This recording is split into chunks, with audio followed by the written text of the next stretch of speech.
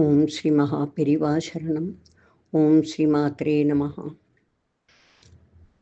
சதா பாலரூபாபி விக்னாத்ரி ஹந்த்ரி மகாதந்தி வக்த்ராபி பஞ்சாஸ்யமான்யா விதீந்திராதிமிருக்யா கணேசாபிதாமி விதத்தாம் ஸ்ரீயம் காபி கல்யாணமூர்த்திஹி. மாதக்ஷணம் ஸ்னபய மாம் தவ வீக்ஷிதேன மந்தாக்ஷிதேன சுஜனை அபரோக்ஷிதேன காமாட்சி கர்ம திமிரோத்கர பாஸ்கரேண ஸ்ரேயஸ்கரேண மதுபத்யுதி தஸ்கரேண.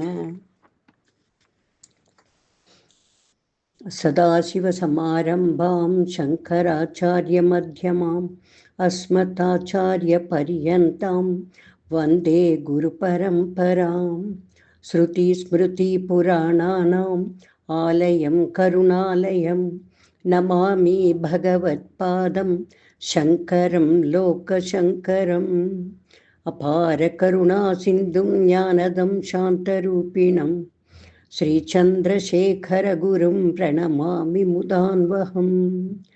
ஐங்கார ஹ்ரீங்கார ரகஸ்யயுக்த ஸ்ரீங்கார கூடார்த்த மகாவிபூஜ்ய ஓங்கார மர்ம பிரதிபாதினீभ्यां நமோ நம ஸ்ரீ குரு பாதுகாभ्याம். இனி 60வது ஸ்லோகத்தை பார்ப்போம். தேவியின் வாக்விலாசம். அம்பாள் மிக இனிமையாக பேசுபவள், மதுரமாக பேசுபவள், மிக சாதுரியமாக பேசக்கூடியவள் என்று பகவத்பாதாள் அம்பாளின் வாக்விலாசத்தை வர்ணிக்கிறார். 60வது பாடல். சரஸ்வத்யா சுக்திஹி அமிர்தலஹரி கௌஷலஹரி பிபந்த்யா சர்வாணி ஸ்ரவணசுலுகாभ्याम् அவிரலம் சமத்காரஸ்லாகா சலிதசிரசः குண்டலகணோ ஜனத்காரைஸ்தாரைः பிரதிவச்சனம் ஆச்சஷ்ட இவதே. சென்ற 59வது ஸ்லோகத்தில் தேவியின் முகமானது மன்மதனுடைய அழகு ரதமோ என்று வியந்து அம்பாளின் 2 காது தாடங்கங்களும் அதன் பிரதிபலிப்பு அம்பாளின் கன்னங்களில் தெரிவதால் அதையும் சேர்த்து மொத்தம் 4 தேர் சக்கரங்கள் கொண்ட அழகிய மன்மத ரதத்திற்கு ஒப்பிட்டு பகவத்பாதாள் அம்பாளை வர்ணிக்கிறார். இந்த 60வது ஸ்லோகத்தில் தேவியின் மதுரமான தன்மையான அமிர்த பிரவாகம் போன்ற வாக்வன்மையை வர்ணிக்கிறார். தேவியின் வார்த்தைகள் நவரசங்களை வெளியிடுவதாகவும் பல அர்த்தங்களை கொண்டதாகவும் சாத்துரியமானதாகவும் மதுரமாகவும் இருக்கிறதாம். தேவியின் தர்பாரில் வீணை வாசித்து கொண்டிருக்கும் சரஸ்வதி தேவி தன் வாசிப்பை நிறுத்திவிட்டு தேவியின் பேச்சை தன் தலையை சிறிது சிறிதாக அசைத்து அசைத்து கேட்டுக்கொண்டிருக்கிறாளாம். அப்பொழுது சரஸ்வதி தேவியின் கர்ண குண்டலங்கள் அசைய அதில் அலங்கரிக்கப்பட்டிருக்கும் தங்கச் சலங்கைகள் ஜனத்கார சப்தங்கள் செய்கின்றன. இது அம்பாளின் பேச்சை ஆமோதிப்பது போல் இருக்கிறதாம். அவள் வாக்கானது வீணையை காட்டிலும் அதிக மதுரமாகி இருப்பதால் சரஸ்வதி தன் வீணை மீட்டுவதையே நிறுத்திவிட்டாளாம். இப்படி பகவத்பாதாள் அம்பாளின் மதுரமான பேச்சை வர்ணிக்கிறார். இனி ஸ்லோகமும் அதன் அர்த்தங்களும். சரஸ்வத்யா சுக்திஹி அமிர்த லஹரி கௌஷலஹரி. அமிர்த பிரவாகத்தை மிஞ்சிய உன்னுடைய பிபந்தியா சர்வாணி ஸ்ரவணசுலுகாभ्याम् அவிரலம். மதுரமான வார்த்தைகளை இடைவிடாமல் பானம் செய்பவளாக சரஸ்வதி தேவியானவள் சமத்கார ஸ்லாகா சலித சிரச குண்டலகனோ. அந்த இடைவிடாமல் பானம் செய்பவளாக இருக்கும் சரஸ்வதி தேவியானவள் பரம ஆச்சரியத்தோடு அவைகளை கேட்கும் பொழுது தலையை ஆட்டுகிறாள். அப்பொழுது அவளுடைய கர்ண குண்டலங்கள் ஜனத்காரை ஸ்தாரை பிரதிவச்சனம் ஆச்சஷ்ட இவத்தே, அதாவது அவளுடைய கர்ண குண்டலங்கள் எழுப்பும் சப்தங்கள் தேவியின் பேச்சுக்கு பதில் சொல்வது போல் தோன்றுகிறதாம், ஆமோதிப்பது போல் இருக்கிறதாம். பகவத்பாதாள் அம்பாளின் மதுரமான பேச்சை கேட்கும் சரஸ்வதியின் காதுகளை அலங்கரிக்கும் குண்டலங்கள் அசைந்து ஒலி எழுப்பி பதில் தருவது போல் இருக்கிறது என்று வர்ணிக்கிறார். இப்படி ஒரு காட்சியை வர்ணிக்கிறார் ஆச்சாரியாள். இத்தகைய மதுரமான வாக்கை கொண்ட தேவியை இந்த ஸ்வரூபத்தில் உபாசிக்கின்றவர்கள் வாக் சாதுரியம் பெறுவர் என்றும் ஊமையும் பேசும் ஆற்றல் பெறும் என்றும் பலஸ்ருதி கூறுகிறது. ஓம் தத் சத். இனி 61வது ஸ்லோகம் தேவியின் நாசி வர்ணனை, அதாவது தேவியின் மூக்கு அழகை பற்றிய வர்ணனை. அசௌ நாசா வம்சஹ துஹினகிரி வம்சத்வஜபடி த்வதீயோ நேதியஹ ஃபலது ஃபலம் அஸ்மாகமுசிதம் வஹத்யந்தர் முக்தாஹாம் சிச்சிரகர நிஸ்வாசகலிதம் சமிர்த்யாயஸ்தாசாம் பஹிரபி சமுக்தா மணிதரஹ. சென்ற 60வது ஸ்லோகத்தில் அம்பாளின் பேச்சை வர்ணித்தவர் இந்த 61வது ஸ்லோகத்தில் அம்பாளின் நாசி, அதாவது மூக்கின் அமைப்பின் அழகை வர்ணிக்கிறார். தேவியின் நாசியை வம்ச தண்டம் என்று கூறுகிறார். வம்சம் என்றால் மூங்கில், வம்சம் தண்டம் என்றால் மூங்கில் கழி. அதாவது தேவியின் நாசி மூங்கில் போல் அடி பெருத்து நுனி சிறுத்து இருக்கிறதாம். இயற்கையிலேயே மூங்கிலுக்கு துவாரம் உண்டு, அதுபோல் அம்பாளுக்கும் நாசி துவாரங்கள் உண்டு. மூங்கிலுக்குள் முத்துக்கள் விளையும்.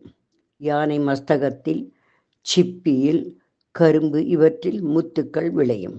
அதுபோல அம்பாளின் மூக்கில் உள்பக்கம் புல்லாக்கு அணிந்து வெளியில் முத்து மூக்குத்தி இருப்பது அவள் நாசியிலிருந்து வெளியே வந்த முத்துக்கள் போல் இருக்கிறதாம். கிருஷ்ணனுடைய மூக்கிலும் முத்து புல்லாக்கு உண்டு. கஸ்தூரி திலக்கம் லல்லாட்ட ஃபலக்கின் ஸ்லோகம் வரும் இல்லையா, அதில் ஒரு வரி நாசாக்ரே நவமௌக்திகம், அதாவது மூக்கு நுனியில் புத்தம் புதிய முத்தை தரித்திருப்பார் கிருஷ்ணன் என்று கூறக்கூடியது. அப்படி அம்பாளுடைய மூக்கிலும் முத்து மூக்குத்தி இருக்கிறதாம். இப்படி அம்பாளின் நாசி வம்சத்வஜபடி, அதாவது மூங்கில் போல் இருக்கிறது என்றும், அவளுடைய திவ்ய மூச்சு காற்று வெளிவரும் பொழுது அவள் நாசியிலிருந்து முத்து வெளிவந்து அதுதான் மூக்குத்தி போலவும் புல்லாக்கு போலவும் காண்கிறதோ என்கிறார் பகவத் பாதாள். இனி ஸ்லோக வரிகளும் அதன் அர்த்தமும். அசௌ நாசா வம்ச துஹினகிரி வம்சத்வஜபடி த்வதீய.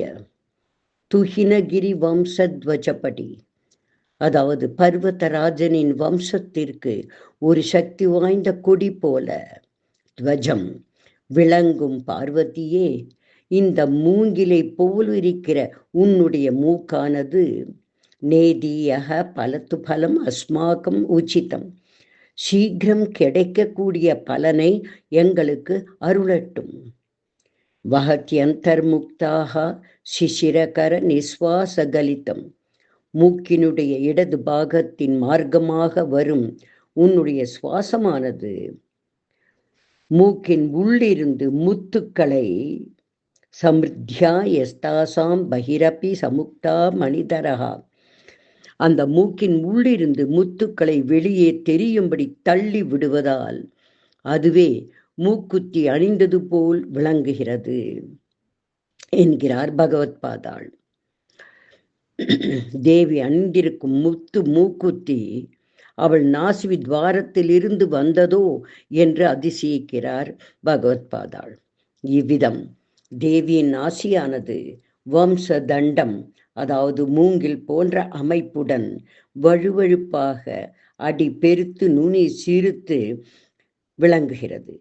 மூங்கில் உள்பாகத்தில் விழும் மழை துளிகள் நாளடைவில் முத்துக்கள் போல் உருவாகும். அதுபோல் தேவி அவள் வலது துவாரத்தால் மூச்சை இழுத்து இடது துவாரம் வழியாக காற்றை விடும் பொழுது நாசியின் உள்ளிருந்து முத்துக்கள் வெளிவந்து மூக்கை அழகுபடுத்தும் முத்து புல்லாக்கு முத்து மூக்குத்தியாக மாறி இருக்கிறதோ என்று பகவத் பாதாள் வியக்கிறார். முத்து மூக்குத்தி அணிந்த அந்த நாசியை இப்படி அற்புதமாக கற்பனை செய்து ஸ்லோகமாக வர்ணிக்கிறார். இவ்விதம் தேவியின் வம்ச தண்டம் போன்ற நாசிகையை தியானம் செய்பவர்களுக்கு மனோபலம், லக்ஷ்மி கட்டாட்சம் ஏற்படும் என்று பலஸ்ருதி கூறுகிறது. ஓம் தத் சத். இனி 62வது ஸ்லோகம்.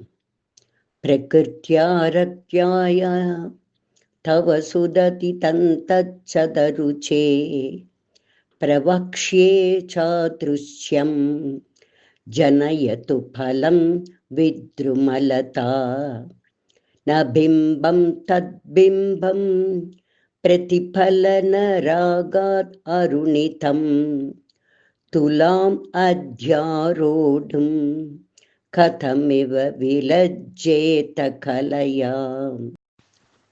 சென்ற 61வது பாடலில் அம்பாளின் நாசியை வம்ச தண்டம் போன்றது என்று கூறி அதனை அலங்கரிக்கும் முத்து புல்லாக்கு மூக்குத்தியை வர்ணித்த பகவத் பாதாள் இந்த ஸ்லோகத்தில் தேவியின் அதரங்களை, அதாவது உதடுகளை வர்ணிக்கிறார். இனி ஸ்லோக வரிகளும் அர்த்தமும். பிரகிருத்யா ரக்யாயா தவ சுததி தந்த சதருச்சே. தவ சுத்தி தந்த, அழகான பல்வரிசை கொண்ட ஹே தேவி, இயற்கையிலேயே சிவப்பு வர்ணத்தோடு கூடின உன் உதடுகளுக்கு பிரவக்ஷே சாத்ருச்சியம் ஜனயத்து பலம் வித்ருமலதா. ஒரு உதாரணம் சொல்ல வேண்டுமானால் பவிழம் போன்ற சிவப்பு என்று சொல்ல முடியாது. காரணம் வித்ருமலா ஜனயத்து, சிவப்பாக இருக்கும் பவழ கொடிக்கு பழம் கிடையாது. வித்ருமலா என்ற பவழக்கொடி. ந பிம்பம் தத்பிம்பம் பிரதிபலன ராகாத் அருணிதம். கோவை பழம் போன்ற சிவப்பு என்று ஒப்பிட முடியாது. காரணம் அது இயற்கையாகவே அந்த கோவை பழம் சிவப்பு இல்லை. துலாம் அத்யாரோடும் கதமிவ விலஜ்ஜேத கலையா. கோவை பழத்தின் சிவப்பு அம்பாளின் இதழ் சிவப்பில் 16ல் 1 பங்கு கூட நிகர் இல்லை என்கிறார். அப்படியே கோவை பழம் போன்ற அவள் உதடுகள் என்றால் அந்த கோவை பழமே வெட்கப்பட்டு விடுமாம். அதனால் தேவியின் அதரமானது, அதாவது உதடுகளானது நிகரற்ற, எதனோடும் ஒப்பிட்டு கூற முடியாத அழகிய சிவப்பு நிறத்தோடு விளங்குகிறது என்று பகவத் பாதாள் இந்த ஸ்லோகத்தில் வர்ணிக்கிறார். ஓம் தத் சத். ஓம் ஸ்ரீ மாத்ரே நமஹ. அதிமதுர சாபஹஸ்தாம் அபரிமிதா மோக பாண சௌபாக்யாம் அருணாம் அதிசய கருணாம் அபிநவ குல சுந்தரீம் வந்தே. ஸ்ரீ வித்யாதீசரச்சித சூர்ணிகா ஸ்ரவணபட்டனானந்திதானாம் சம்பிராப்தித ஆயுராரோக்ய சௌந்தர்ய வித்யா புத்தி புத்திர பௌத்திர களத்ரை ஐஸ்வர்யாதி சகல சௌக்கியப்ரதே ஸ்ரீ திரிபுவனேஸ்வரி ஸ்ரீமத் கமலாம்பிகே பராசக்தே மாதः नमस्ते नमस्ते नमस्ते पाहि मां पाहि मां देवि तुभ्यं नमः।